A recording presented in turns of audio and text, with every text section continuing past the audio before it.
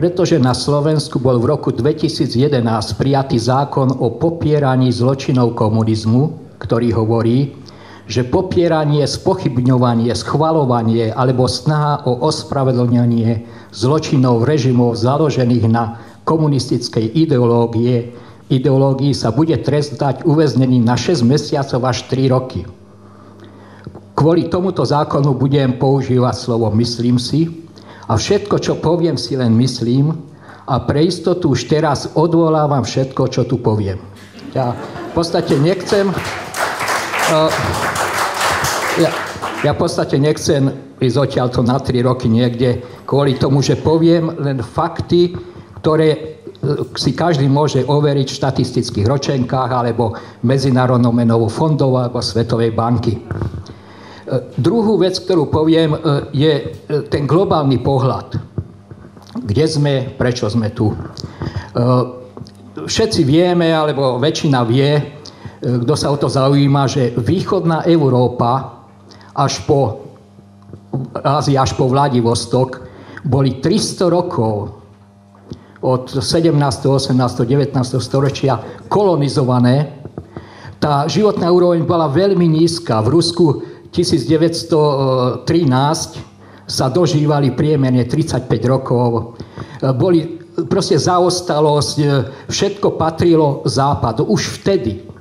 No a potom sa stal taký, pre mňa to bol zázrak, títo ľudia sa nejak zmohli a vďaka prvej svetovej vojne a že centrálny systém moci sa oslabil, tak vznikla bolševická revolúcia a vznikol tam niečo, čo volali socializmus, komunizmus a počas tohoto obdobia nastal neuveriteľný zázrak rozvoja celého územia od nás až po Vladivostok. Na to sú konkrétne dôkazy. Samozrejme, toto vadilo tak poviem, svetovej šlachte a potrebovali to zmeniť a pracovali na tom 40 rokov. Poviem príklad, len do roku 1967 vydali, CIA podporila vydanie 1000 titulov kníh.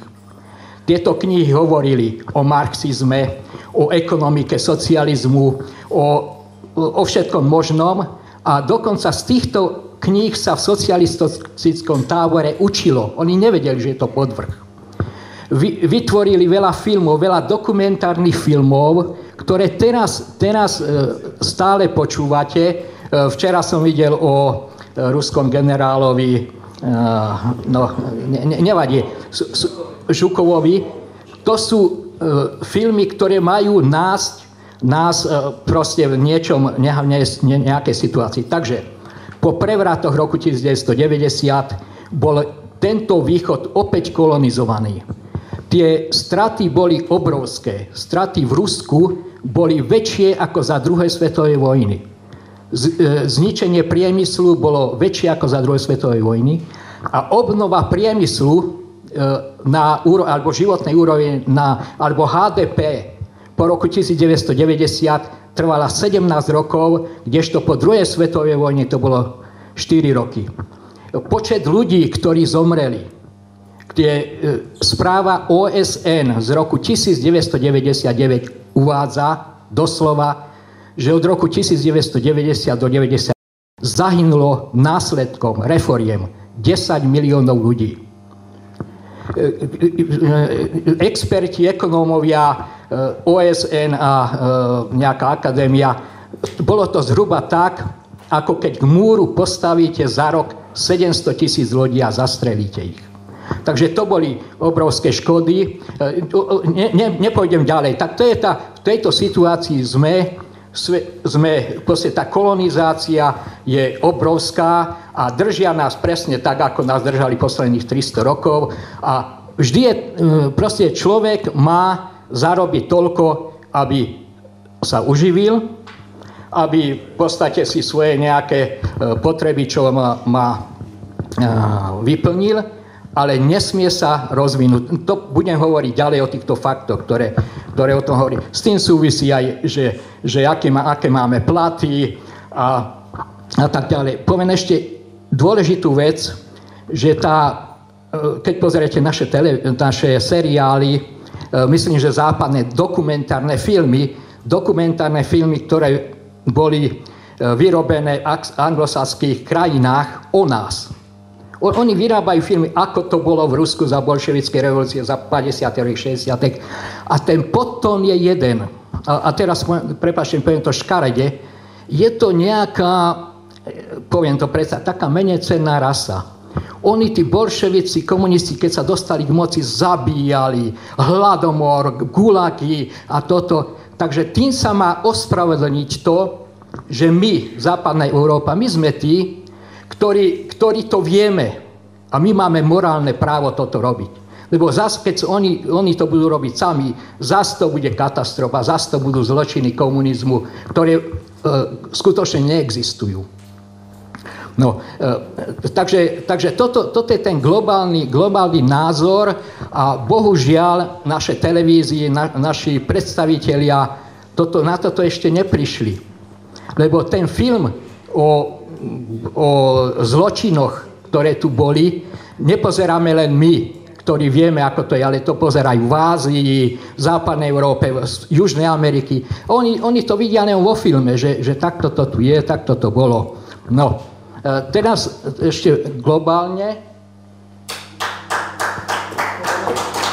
Tak, globálne, v podstate všetky problémy, o ktorých tu budeme hovoriť, sa dajú vyriešiť absolútne jednoducho, lebo počas, ja to budem volať tak, komunistického zázraku za 40 rokov boli vyriešené. A poviem detaily neskôršie, ale ešte sa k jednej veci chcem pozrieť, preto riešenie týchto problémov je odstrániť kapitalizmu a zaviesť socializmu, samozrejme socializmus so slovenskými charakteristikami, socializmus s európskymi charakteristikami, ako Číňania zaviedli socializmus s čínskymi charakteristikami, lebo tak im to vyhovuje. A poviem, prečo to hovorím toto. Lebo po zničení východoeurópskej civilizácie a kolonizovanej, a kde vlastne len Rusko posledných 10 rokov sa už dostáva na nohy a už hovorí, že nie. A vidíte, ako Putin je proste sankcie a tak ďalej, lebo oni povedali už prvý nie. No a vrátim sa k tej Číne. Prečo to hovorím? Lebo v tých 90. rokoch po druhej svetovej vojne Západ sa tak sústrediť na zniženie východoeurópskej civilizácie, že úplne zabudol na Čínu, na komunistickú Čínu, lebo v roku 1945 v komunistickej Číne sa dožívali 35 rokov. Absolútna chudoba, bieda, na pokraji hladomoru. Ešte 3 minúty, aby som to globálne uviedol. Lebo toto je podstata toho problému, v čom sme. A oni neverili, že Čína sa môže z toho dostať.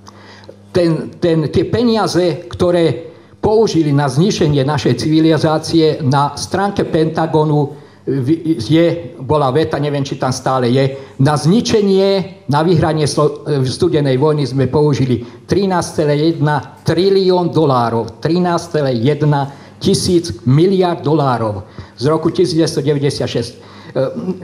Nepôjdem ďalej, ale k tej Číne sa ešte vrátim. Takže nedávali na ňu pozor a ona prešla už Rubikon.